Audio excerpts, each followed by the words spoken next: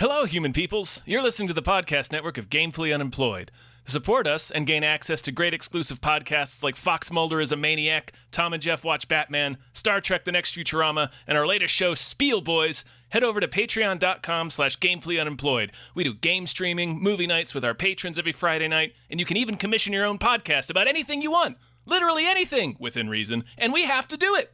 You are quite frankly out of excuses not to go visit patreon.com/gamefullyunemployed. That's patreon.com/GAMEFULLY unemployed, which is spelled like it sounds.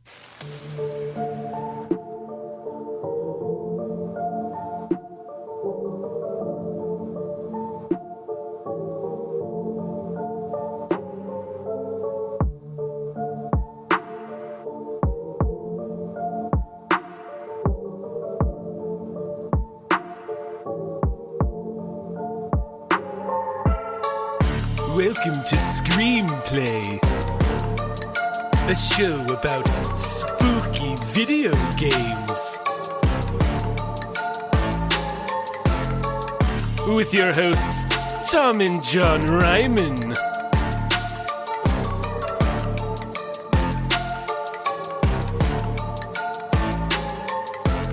Everybody, welcome to Screamplay. It is a show about spooky video games.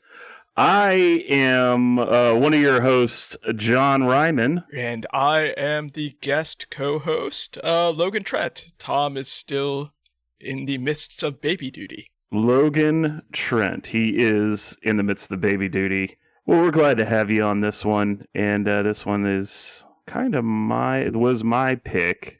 But yeah, this week we're talking, if you looked at the title, you know that we're talking about The Bunker, which is a game that came out last year by Frictional Games. Part of one of my favorite series ever of all time, which is the Amnesia series. Was not aware that this was a series. Amnesia is a pretty famous horror game. It kind of spawned all the Outlast, Alien Isolation, hide and seek types. So I'm surprised you didn't know that was it. But yes, it is. It is the fourth game of the series. It's also the first one where you have a gun and you're someone that knows how to fight. You're a soldier in this one. The other ones, you're like bougie white people. Man, I loved this game. What did you think about it? I like parts of it, and I really didn't like other parts of it. But so we'll get into that when we dive in. How goddamn dare you? It's pearls before swine. Logan, we're sitting here in the middle of World War I in a foxhole. Yeah, right in the trenches. Getting shot at by the Germans, right in the trenches.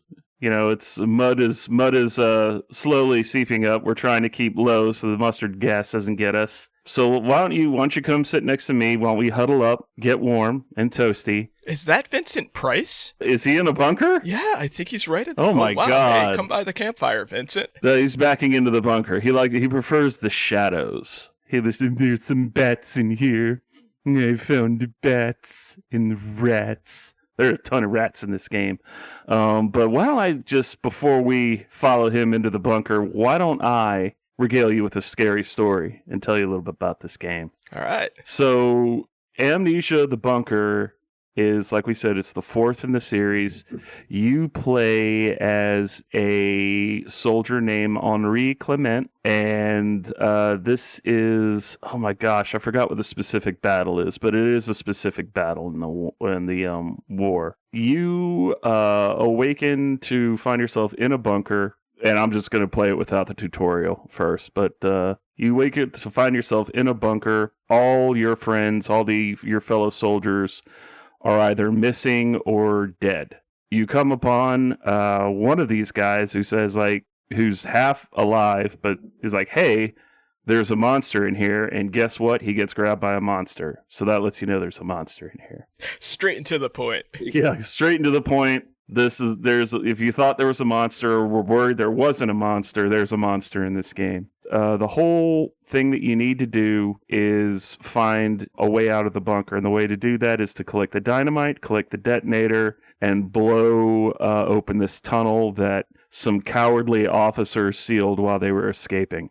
In order to do that, you have to collect these items that are found littered throughout the bunker while at the same time avoiding mutant rats and the monster scurrying around in the walls.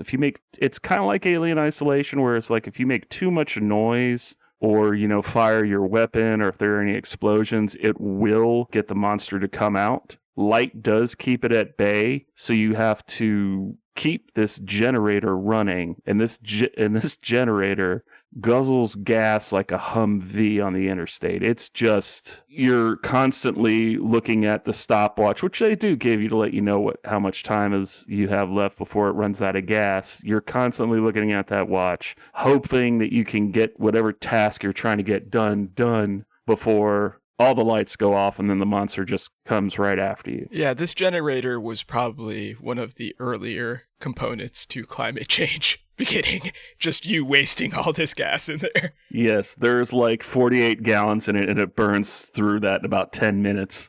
So I don't know what kind of engine they were using, but it definitely wasn't eco-friendly. Once you get the dynamite and the detonator, you can blow open the tunnel leading into these old ancient Roman ruins to make your escape, but you do have to have a final showdown with this monster. It's a first-person game. It's not really... there are no upgrades or anything in it. You just have to find tools. I liken it to a really big escape room where a monster is chasing you, because you have to find all these different items. You have to find the codes or methods in order to get these items. You can blow open doors with grenades. It's like Resident Evil, but without the weird architecture puzzles that are in Resident Evil. It's like if Resident Evil was designed by a saner person. That's the story, and it was really spooky. Yeah, along the way, Oh, don't hurt my feelings. No, because, Don't hurt my feelings. I thought it was good. But, one thing, in the tutorial, you have a friend who keeps saving your ass, and then you save him, and that's why you're in the, infirmary, because you get blown up. Yes. Along the way, you discover that your friend is the one who turned into the monster, which was kind of... Yeah, I was saving that for the story, but yeah. That's why I was holding off on the tutorial, but we can get into it. But yes, you do find your friend Lambert. He is in this crater next to this weird blue ooze. And while you are dragging him free, you're hit by artillery, and that's when you are unconscious and you wake up, which I think was like a week or so later. Yeah, the dates in there are kind of all over the place, but yeah. Yeah, it's kind of hard to keep track. You did point out Vincent earlier. I don't know if he's going to like us just coming in there and while he's playing with his bats and his rats. Oh yeah, he's definitely friends with those rats. Yeah, oh god, yes. Yes, he's the only one they don't hiss at. In fact, he might hiss at us when we go in there. So let's go in there anyway and have a discussion in the foyer of or the mess hall of Spookaboo Manor.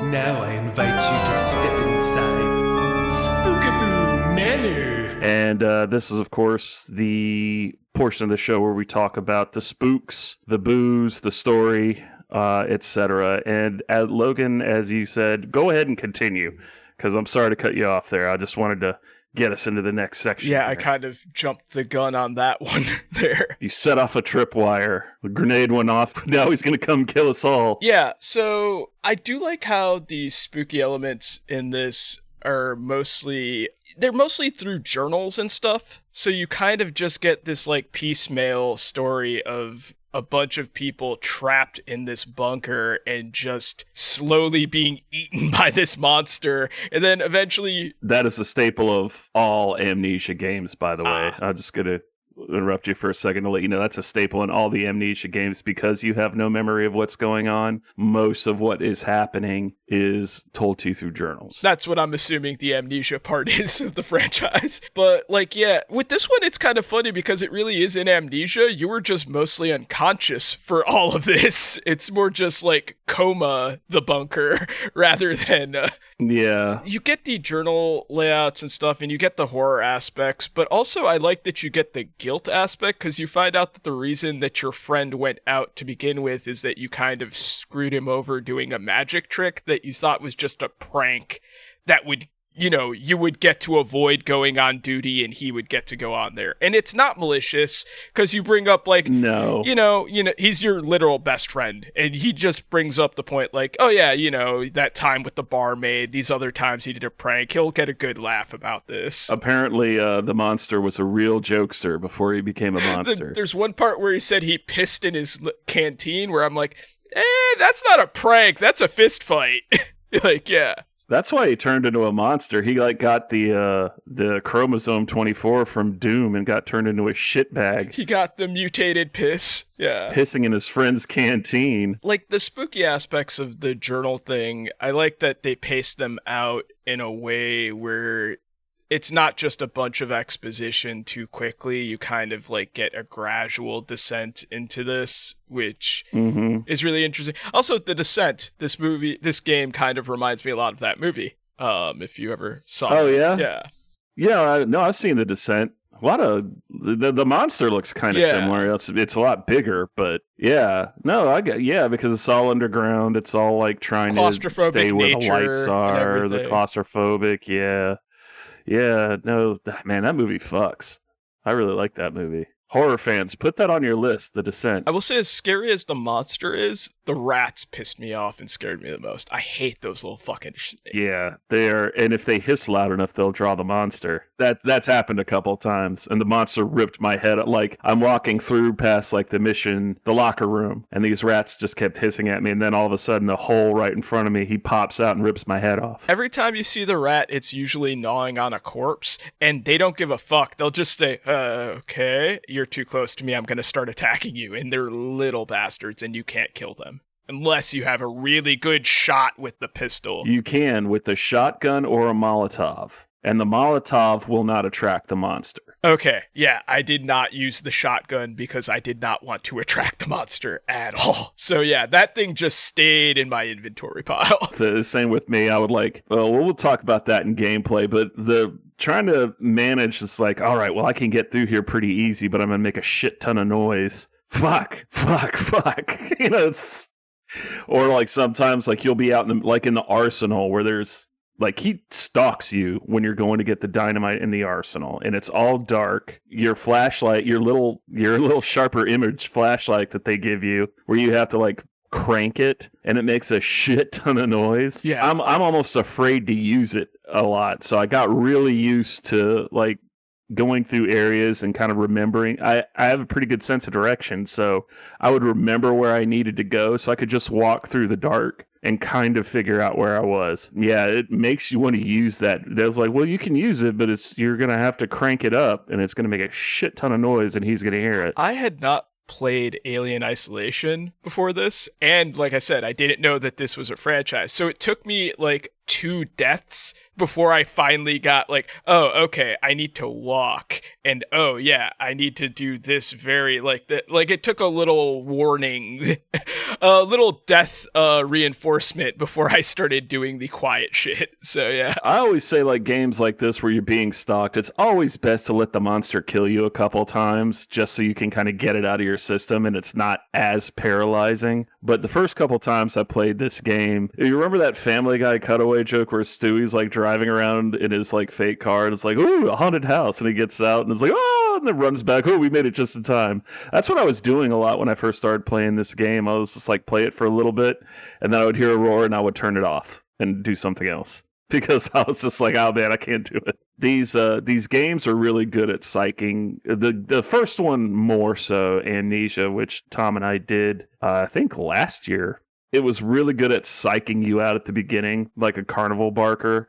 Like, oh, turn off all the lights and put on your headphones to enjoy this game properly. And don't use your light too much or the monsters will see you. And there's like 2 monsters in the entire game. So they do a lot of work like trying to psych you out. Yeah. That's not as much in this because the monster is constantly in the walls and you constantly hear him scrabbling around. Like in the tunnels around the bunker. So it'll make you pause like every 5 seconds. Like you'll be like walking down this lit hallway and then all of a sudden you'll hear him scrabbling around. I'm like, oh shit. And I would just duck and be really still. One of the more shocking like horror parts is when you enter the prison section of the bunker and you just start hearing this guy speaking German, and you see that there has been a dude who is blindfolded and in a jail cell this entire time. How the fuck did he live this long? Like, I don't know, but I do know a little bit of German, so I could pick up what he was saying. He was just like, oh shit, it's coming, it's here. It's mostly just Gott in Himmel,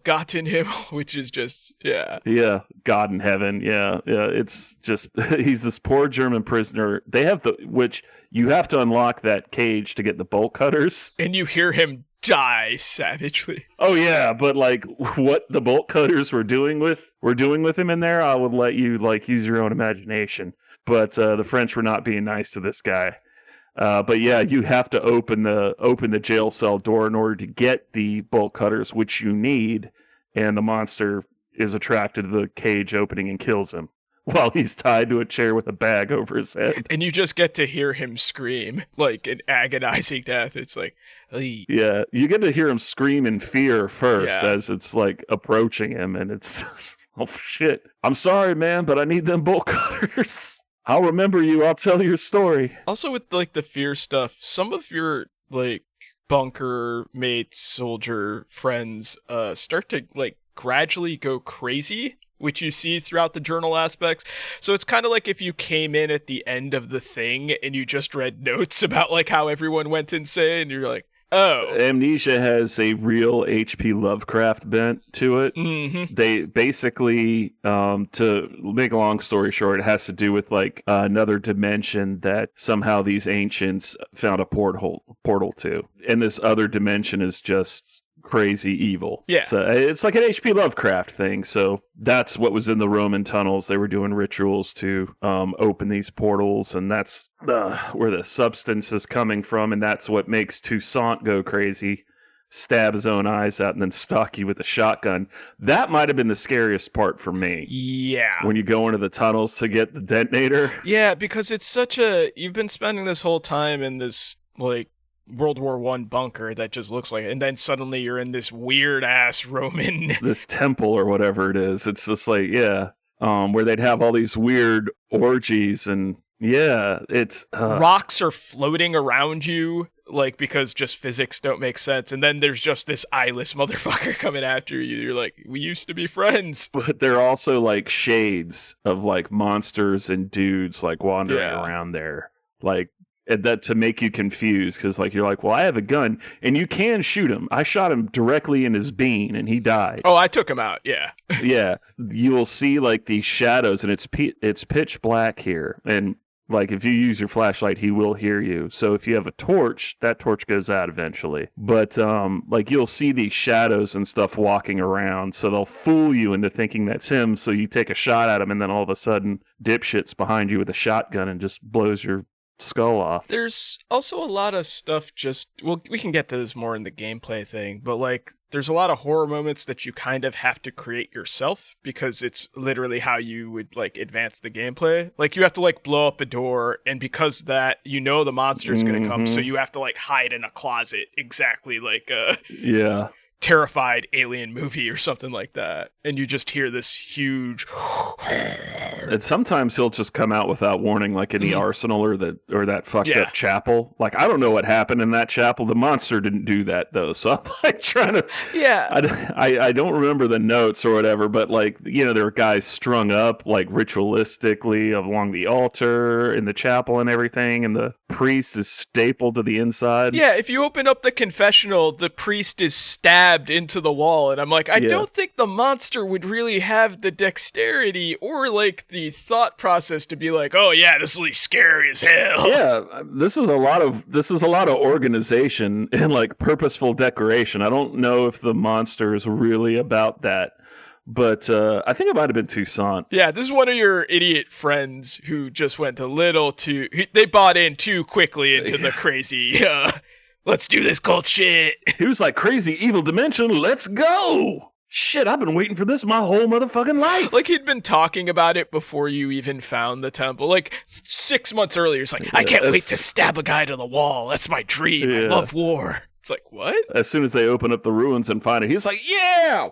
There goes his eyes. He just runs off into there is no tomorrow, runs off in the dark. It's like the person in a post-apocalyptic thing who gets into cannibalism a little too quickly. You're like, you've been wanting to do that before the nukes went off. Yeah, the person who's trapped in an elevator and like 5 minutes in. So who are we going to eat first if we run out of food? That's Tucson. But yeah, that part was really scary, and it's a maze down in the Roman tomb, and it's pitch black, and the sky is like just spouting gibberish, lip wiggling crazy gibberish, and stalking you with a shotgun and firing it off randomly sometimes. It's very harrowing.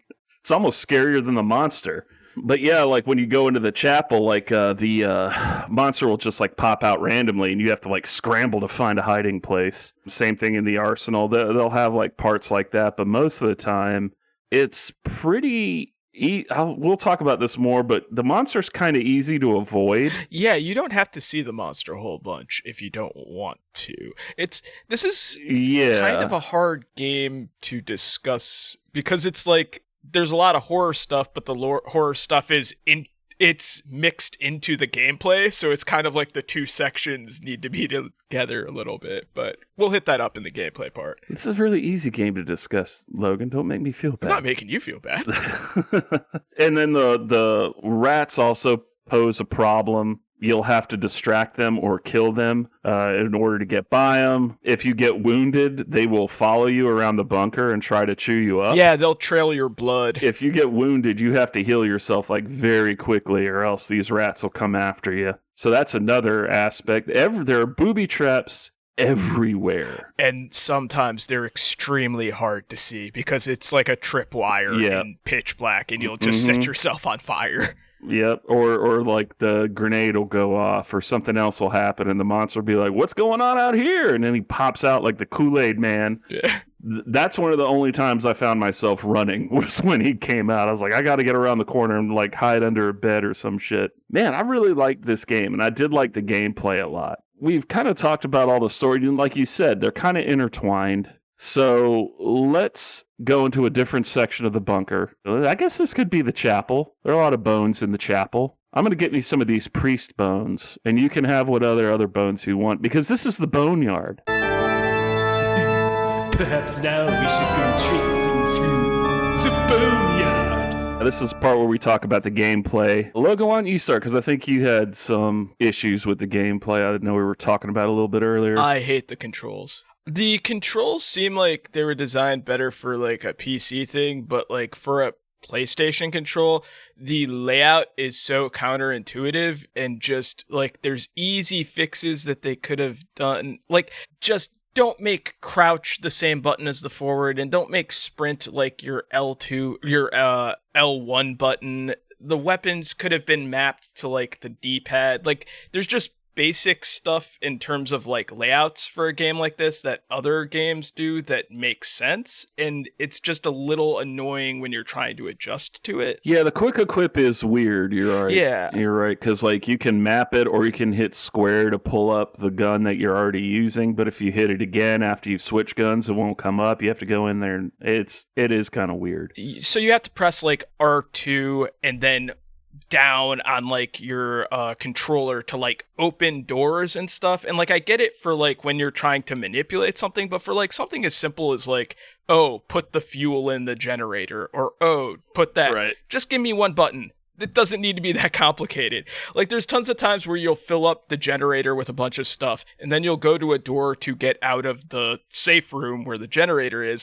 Right. And instead of opening the door, you lock the door, then you unlock the door, then you lock the door again, then you unlock the door, then you pull the door open. It's like, yeah, it doesn't need to be this complex. Come on. Oh, it's perfect controls for this game. I mean, like, yeah, that's the opening doors and stuff, the drawers and how they do that. That's kind of what Frictional does in all its games, like all the other Amnesia games and Soma. Yeah. And I think like it is weird when you're like having to use items. It's like, all right, pull it out. Okay, now pull it out again. What? It just aim your bandages. Aim my bandages. Yes, aim your bandages, God damn it. And then, okay, now hit trigger so you can use the bandages. Yeah, it's like 3 steps to do a 1-step process. Yeah, I think it's by design. And another thing is you have to load each bullet in individually. And I think that's to up the tension. I think that's what that's for. It's just to up the tension. Like the bullet thing, that didn't bother me. I appreciated that because bullets are so scarce. So I don't mind that stuff. But it's like just like something as simple as putting the gas into the like generator doesn't need to be 3 steps, Right. especially since like I understand if you want to make things a little more difficult for when the monster's at you, but the monster doesn't come into the generator room at all. You're completely safe there. Yeah. Like there's certain areas where it's like you have to do this thing and it's needlessly complicated, and it's like I just wish it was a little more thought out in terms of just like this doesn't have to be this weird. Like, yeah. Using that health kit takes so long too. When you get the med kit Mhm. and you have to like pop out the morphine and then do the bandages and everything, it'll like put you at full health. Yeah. That takes forever. And like I said, with like the doors and stuff, like it's just sometimes it's just open the door. That's not that. Like I understand with like the med kit because you're bleeding and like, oh, that makes the tension of maybe the rats will get to you like there. But like a door's a door. Like it's just gonna open either way. Like sense it better. Well, I think you can also like you can open it partially to see the booby traps or to see like if anything is in the room. Yeah. And then you can stop and click. I mean, it didn't bother me that much, but I see what you're saying, especially like it is fast paced. I mean, it's only like a 4-hour game. Oh yeah. 4 or 5 hour game. You can crank this out in a night. Yeah, and it's a lot of. Don't listen to Logan. I think this game's a lot of fun. I like this game and I'm gonna play it again. It's just like I said, the Yeah. controls were what bugged me on there. The controls, yeah, they're weird. They're Swedish. These are Swedes, so they make it weird, I guess. Like I wish you could remap them a little bit too, but that's not an option. But talking about going back and playing it again, this does have a lot of replay value because like the locations of things are kind of randomized. Like main things like the bolt cutters, the socket wrench, the dynamite, and the detonator are always in the same place. But like the codes to find them, like the codes to the lockers and stuff, they randomize. So like the codes, like the dog tags, like will be in different areas when you go in there. The dog tags will be in random. They'll randomize that and they'll be in different places. I think the items are kind of randomized as well. The rats' locations will be randomized somewhat. That's a lot of fun then. Okay, so it has good replay value. Yeah. Because I'm coming in fresh and you've done this. Yeah. This is like your third, I think, right? Or second. Yes, this would be my third Okay. time playing it. If you guys get too scared, there is a story mode that you can just play it on easy and you don't have to worry about the monster. But really, I mean, the monsters, and this will be something I can talk about right here because the monster, I like this better than Alien Isolation because I think, in my opinion, like Alien Isolation is a fantastic game. Like, don't get me wrong. It's an awesome game. It's probably the best Alien game I've ever played, but it's way, way too long. This game is like 4-5 hours in a pretty enclosed space, but you still have like a lot of room to explore and experiment on how you want to get into these different rooms. The AI for the monster, I mean, like the monster will come out if he hears a noise, but like you could hide underneath like a bed without a mattress on it, like in the bunk room, and he's not going to see you. It's pretty dumb. It's really easy to avoid it. Yeah, you could just hide under a table, like right next to it. You can just hide in the shadows. He was looking right at me, but I was in the shadows and he didn't see me, which is weird because he's supposed to see really well in the dark. If you want to like put it from a story perspective, you could kind of have it as like the monster doesn't really want to kill you because it's still your friend. Like, because there's parts where you read the journal, like it seems like there's a little bit of your friend Lambert in there. Yeah, I don't know, man. He doesn't seem to really give a fuck. Yeah. He's a goddamn monster. What ending did you get? Did you get rid of the monster or did he escape? I did not know until after that you could like really take care of the bridges to like, kill the monster off. So I was just like, I'm getting the fuck out of here. So I saw the monster escape, and I'm like, go kill those Germans. Don't care. Yeah, though I don't give a shit. You're the Germans' problem now. You'll distract them while I get out of here. But do you? It ends with you face first in a puddle next to a bunch of French corpses hearing German soldiers coming over a hill. So I don't think you're going to have a happy ending either. I think those soldiers are supposed to be the officers that escaped, and they just got out and sealed everybody in there and then were killed by the Germans immediately. But yeah, the one I get is you can, if you find the crater, because you can find, when you're in the Roman tunnels or the tomb, you can find the crater where you found Lambert earlier. His daughter's stuffed rabbit is in it. Yeah, I had that. So you can use it to distract him. You can throw it on one of these wooden bridges in the tomb, and then when he stops to pick it up, you throw a grenade and blow it out. Oh. And he just drops. Okay, so I threw the rabbit and then ran because I was like, just there, and then I ran and got away. I did not blow up any shit. That is how you would do it. Yeah. There are 2 different endings. Like a lot of these other Amnesia games have like 3, I think. But yeah, this one only has 2. But it's also, I think it's the shortest one. But for me, it's the most fun because a lot of these are just like kind of like walking simulators and solving puzzles, which I do like. I love solving puzzles. This one is a little bit more tactile. It lets, like, they even say at the beginning of the game, it's like you're on your own. Just experiment. You know, if you think you can do it, you probably can in this game. So I was like, oh, okay. I wonder if I could fill up these empty bottles with gasoline and then dump them. I sure can use them to fill up the generator again, not just for Molotovs. You could do a lot of combo stuff. Like you could take a stick and mix it with a thing to make more torches to do this and that. Like there's a lot of construction stuff going around with the different items. Yeah, you could use rags to make bandages. Yeah, there's a lot of different things that you can do. They have explosive barrels, which if you don't have any grenades, you can push it up against a door or something that you're trying to get open and shoot it. You can use a barrel to like roll down to like trip a tripwire so you don't get caught on fire, which is like a real useful they had thing. A bunch of bricks that you can use that for too. Yeah. And like I was like, I wonder if the bolt cutters will work on this. And sure enough, they work on the tripwires, and you can collect the grenades off them. So that's really cool. I kind of appreciate that this game, it kind of felt like an older, like when maps were smaller, like a PS2, that's why I said Resident Evil.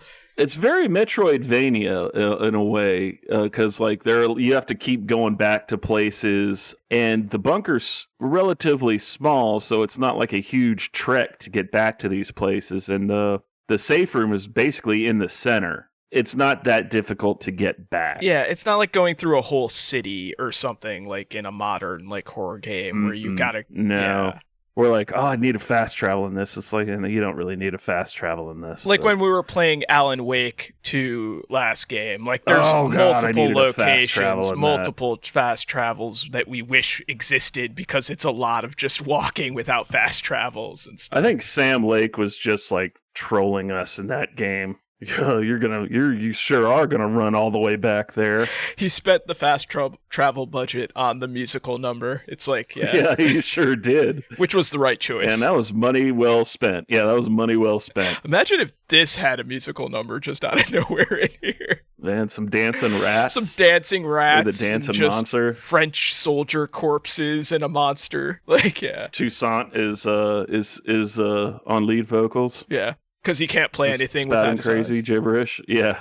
Well, he could play piano. True. Stevie Wondering it. Yeah, Ray Charles, Stevie Wonder. Yeah. I mean, he can play piano. That's very ableist of you, Logan. They can play instruments just because they can't see. Don't be ableist to this like crazy French soldier. He did a pretty good job stalking you through the He does a pretty good job stalking you through the tombs. You know what? Yeah, I take it back. He stalked you through the tombs, and he probably stabbed the priest into the wall of a confessional. This guy is actually really skilled with when it comes to. Yeah, he's a real Renaissance man. He can do a lot of stuff. The gameplay and like the crafting and.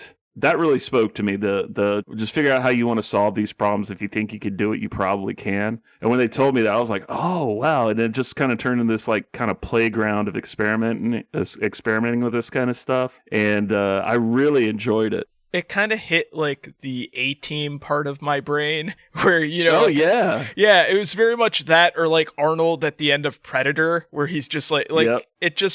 it kind of gives you a lot of opportunities to create different types of things. And that's one of the things that you were talking about with like replay ability and stuff. You could make different weapons do different things on a different run. So next time I play this, I think I might try some other things that I did very differently this time. Maybe I'll kill the monster. You get a trophy for shooting rats with the shotgun. Fuck those rats. I'm gonna definitely kill those rats next time. That's, yeah. Yeah.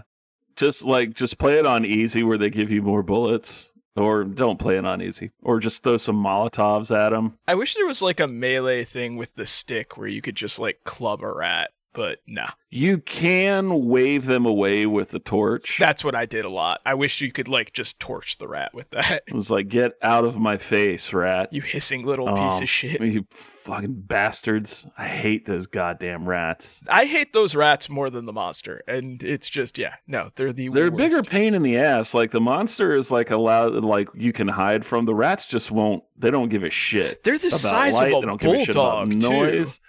Yeah, they're like huge. They drank some of that Kool-Aid in the crater that you gave Lambert. And in his defense, he didn't know. But why would you give him muddy water out of this crater? I like that your friendship is Lambert giving you a canteen, or a canteen filled with piss, and then you giving him fucking monster water. Just like, don't trust anything that either of these idiots give each other to drink. Or maybe it was his piss. Who just gave him back. The water was fine until he added his piss to the water, and that's what mutates Lambert, yeah. It was a lethal combination. It turns you into a monster. He was... The demons in the other dimension are like, we've never seen one of those before in our lives. We didn't know that was possible. Yeah. What did you do? Did you piss in it? Did you piss in it? You shouldn't piss in it. They're equally terrified of the monster. Yeah. They're trying to close the gate so it doesn't come back to their side. Oh, fuck. No. Let the Germans deal with that shit. There's some monster in the monster version of the bunker trying to find dynamite to blow up the gate so that it can't come back through. Yeah, they're just trying to do something like they're playing a prank on us. It's like that scene in Dirty Work where they're trying to put fish in this like apartment and there's like this drug cartel gunning someone down in the next room and they're like, oh my god. They're like, look, we're going to put all a bunch of this sludge out there and make people crazy. Wait, one of them pissed in it and then the other one drank it? What the fuck? The hell is wrong with these guys? One thing I did like about the gameplay, I do like the save system with that little like lantern that you have to keep coming back in and turning on and off. It was kind of fun. I did, because like a lot of games just do autosave now at this point, and that kind of, like I said, threw back to like a PS1 game, like with Resident Evil when you used to have to find the typewriter ribbons and stuff like that. Right, and they'll have lanterns in different parts of the bunker, usually behind locked doors that you have to blow open. So it's like, well, yeah, you can get a save point, but you know, numbnuts is going to come out of the walls and rip your taint off. So you have to make sure that you set stuff up so you find a place where you can go and hide while he's raging through whatever room you're in. Like I said, being able to experiment and try to figure out what kind of stuff works and what doesn't. Like you can either shoot a lock off a door. I'm like, I wonder if the bolt cutters will work. Sure enough, they work. And then just like the generator, if the generator goes out, you have to use a torch, which gives you a lot less visibility. Or you can use the noisy ass flashlight, which... I got one of those for Christmas one time from my stepfather. It's a real stepfather gift to give someone. He was like, he thought they were neat, so he gave them to me and my brother as stockings. He's like, yeah, you just crank it with your hand and it generates electricity, which does this thing. And I'm like, okay, we're like 10. This kind of sucks. You know, why would I want this? My friend had the same thing. Like when we were in high school, he had one. It was, I think it was Russian from like Soviet era. It was just, the hand crank thing where you just like squeeze it. I think they use them in Chernobyl. But yeah, it's like, this is like the lamest thing anyone's ever given to me. Thank you. Oh, and it's going to attract monsters now. Maybe that's why you gave them to us. Look, you need to learn how to fight those when you're young, okay? When I was a young buck in a bunker back in 1916. But yeah, I like that. I like when you shot the monster, it would come back more pissed off. It gets more aggressive. Yeah. So like you can shoot it to make it go away, but it's gonna piss it off and make it come after you. And they even tell you that in the notes. It's like one guy shot it and it ran away, and we thought like, hey, maybe we killed it, and then he came back later and fucked that dude up. You learned real quick that, yeah, trying to fight the monster is a futile gesture. It's just run or hide, motherfucker. Yeah, I mean, like, if you need to buy yourself some time, you can shoot him, but like, you bring up the gun so slowly. Like, I've been like, there were a couple times I was trying to shoot him, and he would just backhand me against the wall and rip my chest open before I could even get my gun up. My go-to was throwing a Molotov and lighting his ass up and then running while it was on fire. That's probably the best solution for that, because the grenade even takes forever. The gas grenades will work too. Once you get the gas mask, you can use the grenades on them, or you can just run straight through these gas grenade traps while the monster's following you, and it'll set them off, and it'll make them go away. Gas doesn't kill the rats though. They just kind of get annoyed and just waddle away for a minute, and then they come right back. One of my deaths was trying to gas the rats and just killing myself instead, and I was like, okay, well, that didn't work. So, yeah. Of course it wouldn't work on those rats. Look at those goddamn things. Oh, God, they're so... Fuck those goddamn rats. I hate them. This probably should have gone more in the horror section, but what did you think of, like, the writing in the notes that you would find? I thought it was pretty well done. It wasn't as cheesy as it could have been, which I thought added to a lot of the gameplay atmosphere. That's how Amnesia is. That's where they put a lot of their horror. They try to make it more like you psyching yourself out versus anything that they can do to you.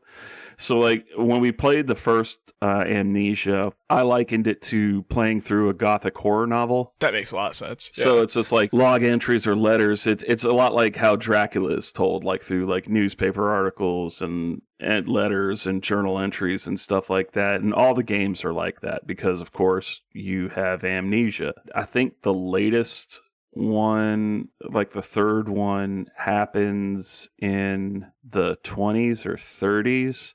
So like you don't really have like tape recorders or videos or anything like that. So they're just using these journal, and they're really well written because ambiance is a big deal to these guys. So they are well written. They're meant to convey. They do some clever gameplay.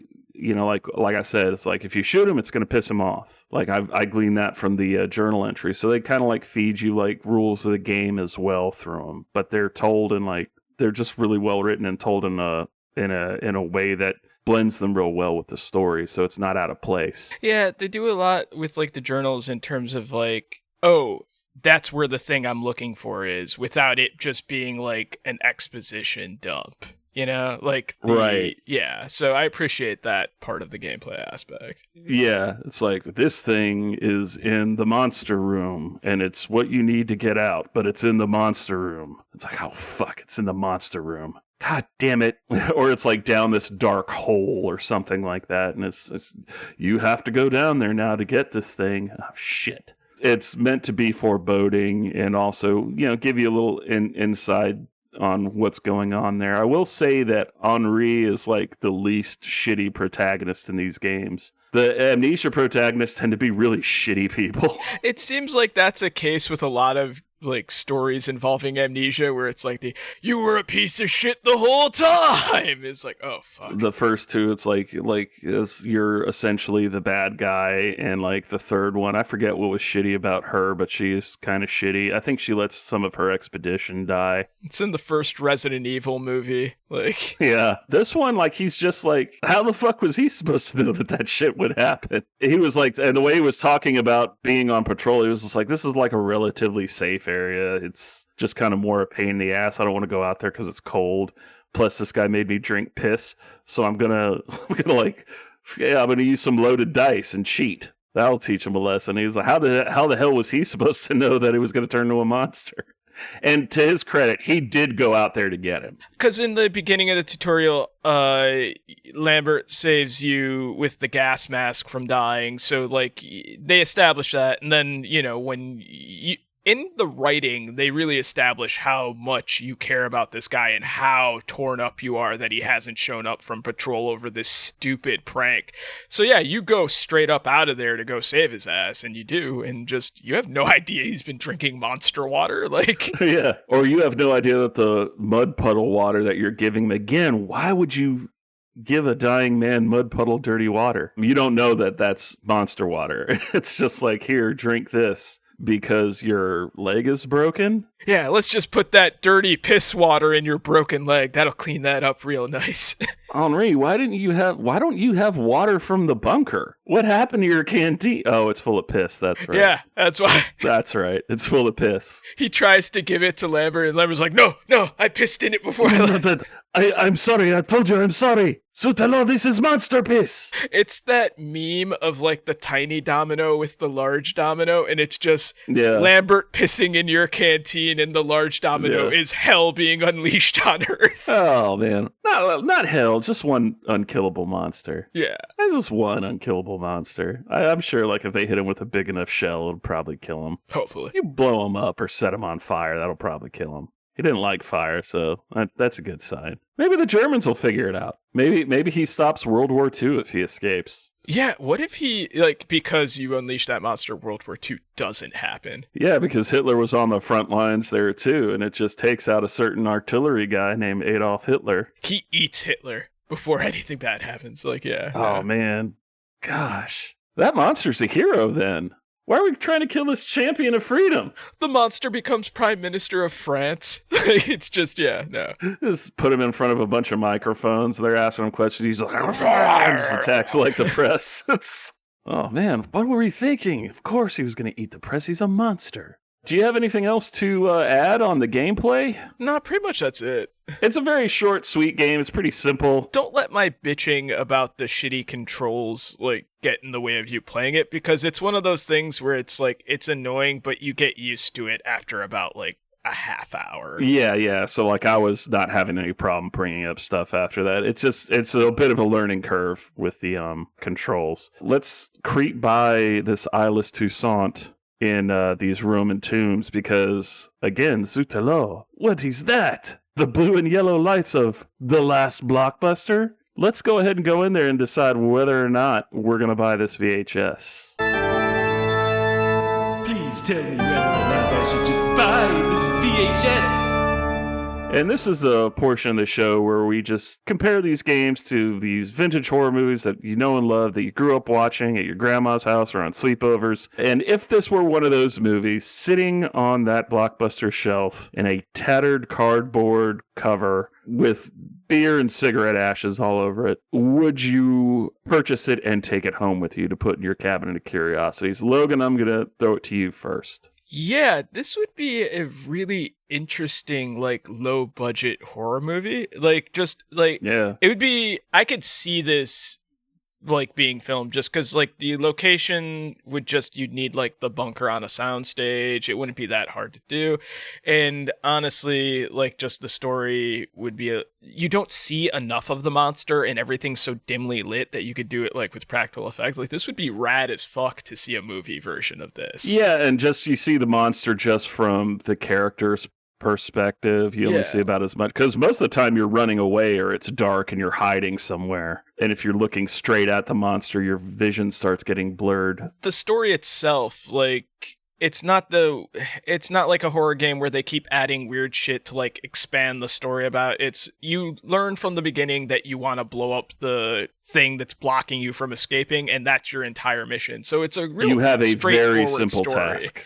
So this would easily be a great VHS to pick up from a Blockbuster and just watch the shit out of. And of course, I'm going to say the same thing. I mean, like, Amnesia is one of my favorite series, period. It might, I love these games with all my heart. And this one is a definite buy for me. This is probably ranks out of the 4, number 2. Yeah, I mean, I would buy all of them. But yeah, this definitely... I really like the World War I aesthetic, too, because, like, World War I was fucking terrifying. I mean, like, it's like World War II was romanticized a lot, but World War I was just kind of, like, dirty, and, like, we were just starting to use gas. It's fucked up, it's... It's not just dirty, it's the dumbest war. It's so, like, when you look at it, like, from, like, a giant perspective, it's like, all of you died for the stupidest reasons possible. It's just the dumbest war. Basically, everybody just got into a fight with each other because of old grudges. Yeah. And it's just like a big bar fight. It's a bar fight that got out of hand and just, it's so grimy and gross and just, like, everything is disgusting. Ron Burgundy in one of the trenches, that escalated quickly. Exactly. Yeah. But yeah, I love the aesthetic in it, and especially like the bunker and each story. You don't have to play these in order. They're an anthology kind of, so they both have the backdrop of this other dimension, which gets fleshed out more in the first one and the third one. You don't really have to play these in any particular order. I would recommend playing The Dark Descent first, but if you just want to jump to this one, that's fine too. Just a monster game. You don't really need to know what happened in the other games, just that there's a monster. I did not know that this was a thing until, like, I started playing it, like, or that it was an anthology series. I had zero problems, like, following. Yeah, you weren't lost. And the same goes for the other games. If you just know, like, the basic idea of, like, oh, we opened a gate to somewhere, oh, evil came out, like, that's all you need. It's a very easy to follow premise. Oh yeah, they're trying to blow a hole in these tunnels to sneak behind the Germans, and they found this ancient Roman tomb, and there are monsters coming out of it now. Okay, I'm following you. Yeah, you don't need to know anything else about the lore. It just adds some added fun to it. But Logan, thank you so much for co-hosting again. Thanks for having me. What do you have to plug? Do you have anything? Where can we find you, except for your house? I'm on socials. I'm posting more on Blue Sky, so at the Logan Trent. I co-host a WNBA podcast with our friend Adam Todd Brown, WNBA, over at the You Don't Even Like podcast network. If you are listening to this, you probably like video games, so check out Batical from this network that Tom's been working really hard on. It should have it's on its own feed, so just look up Batical on Apple or wherever you get podcasts and you can find it. It's a lot of fun. I think somehow it's even been hijacked by Spotify. Like Spotify just like hijacked. We're on Spotify, which I had no idea and it was not cleared with me, but I'm like, okay, it's free. I'm not making any money off this. So yeah, give it to whoever you want. Tell your friends. But yeah, check out Batical. Also, if you're here, thank you so much. You can also find a lot of other cool podcasts on the Gamefully Unemployed Network, which is where we come on. Just go on to patreon.com/Gamefully Unemployed. You can, for just measly $5, you can get access to all of the podcasts they do, like Tom and Jeff Watch Batman, Fox Mulder is a Maniac, Spiel Boys, maybe some other stuff coming on in the future, and they do movies every Friday night. Check that out. Sometimes I'm there, Logan's there. It all depends on how I'm feeling that day. Lately I've been painting a lot of Warhammer, so that's been taking up a lot of time. I can't stress enough how much of a value, like, just the $5 alone is for the amount of podcasts that you get that are knocking it out of the park every single time. You don't want that Starbucks coffee, my friend. They burn the shit out of their coffee. It tastes like shit. I'm going to say it. Outside of the milkshakes that they make over there, which is, let's be honest, those are practically milkshakes. Their coffee sucks. Yeah. Their coffee sucks. But we've gone off on a tangent for a little bit too long. You can find me on Blue Sky. I'm no longer on Twitter. Bailed on that. But you can find me at Johnny Rhymes on Blue Sky. And thank you so much to Jamie for editing this and for Doc Garby for the art. Guys, thank you so much. Now get out of here.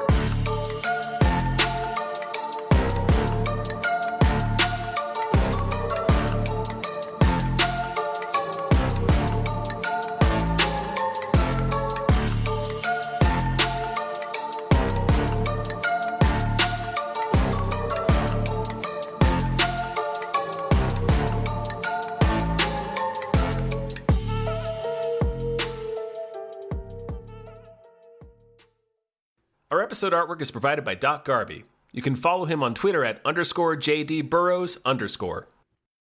Our channel artwork is produced by Michael Vincent Bramley. You can find more of his artwork at instagram.com/MVBramleyArt.